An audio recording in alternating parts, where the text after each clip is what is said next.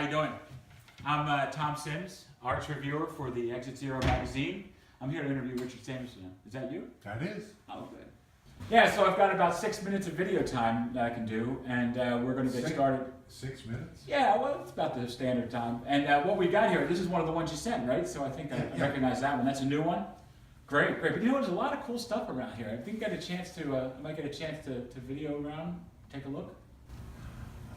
Can you be a little flexible about the 6 minutes? Let me think about that.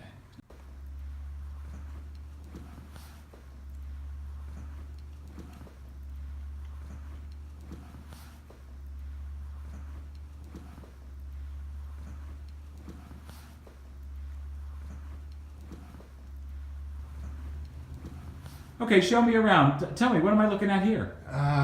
This is a black and white piece I did about a decade ago. Yeah, this is one of the big ones, and they really work best in the large format. This is one of the new pieces that I particularly like. Here's some older sketches that led into this. Here's one of the earlier new pieces. And here's a piece that actually got me started on this whole thing.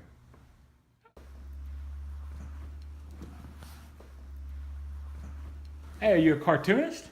In a previous life. Who's that? Is it a director or a painter? Yeah, Julian Schnabel.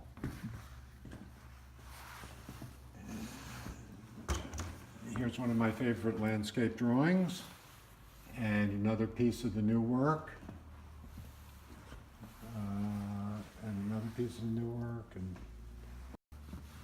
And here's a piece I'm just happen to be working on now. And this is my take on Picasso's Guernica.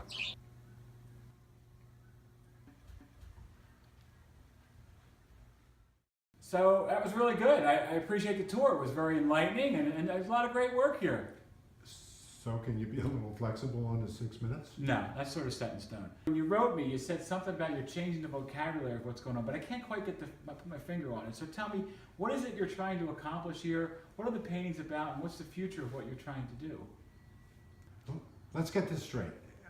In the next 4 or 5 minutes, you want me to explain my life's work, reduce the 10,000-year glorious history of painting to 1 or 2 concepts, and draw a line of distinction between the two? Exactly. All right, no problem. I kind of saw this coming, so I think I'm ready. Okay, so if I'm forced under protest to reduce the abstract elements of painting to a few sentences, I'd have to say, for our purposes, 2 things. Okay, so let's take a look at Whistler's mother here. There's a person, things, a place, a space, and the way those things are arranged on the canvas, that's the structure of the painting. That's the first thing.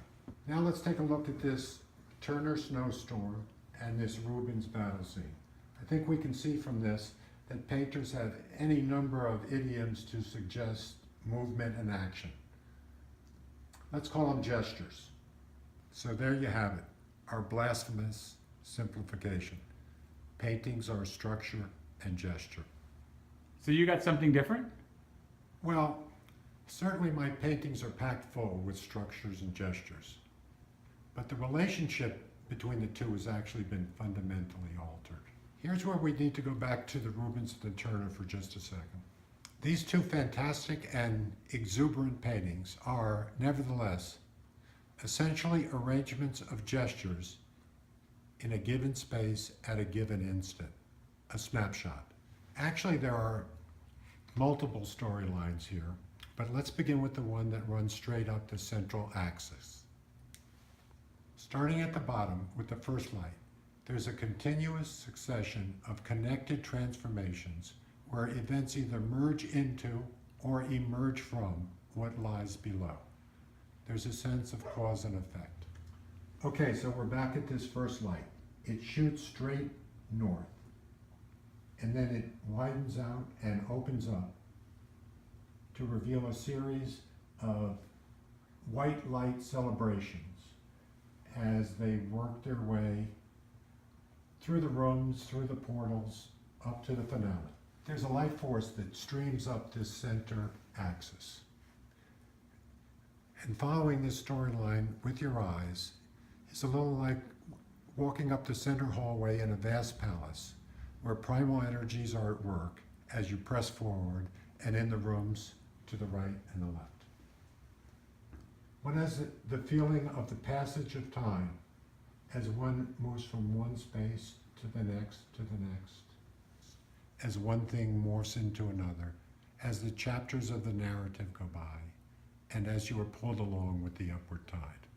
In the center here, it's all very chronological. It's a very simple storyline. But the fundamental change in the vocabulary we've been talking about comes into sharpest focus when we realize that there are actually multiple storylines taking place simultaneously. Let's take a second to talk about the primary structure of this painting. It's actually a pattern of rising vase-like and petal-like shapes that spread outward and upward over the whole surface of the painting. Okay, so let's take a look at how that structure can work as a second narrative, and let's also note that the visual impression of growth and change here actually proceeds a little bit differently than it did when we were going up the central axis. Here, the characters aren't next-door neighbors with a common boundary that can blend together. They're actually separated in space and time. They form little series of gestures, and reading these progressions amounts to reading the storyline. Let's find one of these series of gestures. We'll need to carefully pick out the pieces that will be part of the sequence. And we'll choose the largest one on the outer edges of the painting. So here are the first two petals that define the first vase. Here's the second petal that defines the second vase. And here's the third set of petals that define the third vase. We should also note how this second vase kind of emerges from this first vase, and how this third vase does the same thing and emerges from the second vase. So let me pantomime those three gestures separately as they unfold in space. Here's the lower vase, and the next vase, a little higher in space, opens up wider, and then the third vase shoots up almost straight to the top. If we see them actually as a series, and we view them in order, in space, and over the time it takes for our eyes to move their focus from one to the next, we've actually seen a time-lapse video inside a still painting. They have actually unfolded in the type of developmental way that we've been talking about all along, as part of a storyline, as part of a narrative. So let's do this whole thing a second time and pick out a second series. And here are the three pieces. 1, 2, 3. Let's just do one last time-lapse video sequence. And for this last progression, let's use a sort of complex compound grouping. The pieces are not so easy to count or put your finger on, but they ultimately work in the same way as they weave their path through much of the same space we've just been talking about. So these are this sort of extended family of the yellow and orange flying flecks and shooting slivers. The little flecks, the shooting slivers, that kind of start at the bottom and shoot their way 2/3 of the way up the painting. Despite the different shapes and some variation in color, they still join together as they climb. Okay, this seems to be getting a little complicated, and yes, it is a little like a piece of Baroque polyphonic music, you know, where the multiple melodies and harmonies seem to fuse, where the individual parts kind of get lost in the rush, which is, of course, exactly what's called for at a moment like this. Dive in and let yourself get lost in the rush. Let these visual effects speak to you directly. Follow the different storylines as they struggle northbound, breathing in, breathing out, seeking the light.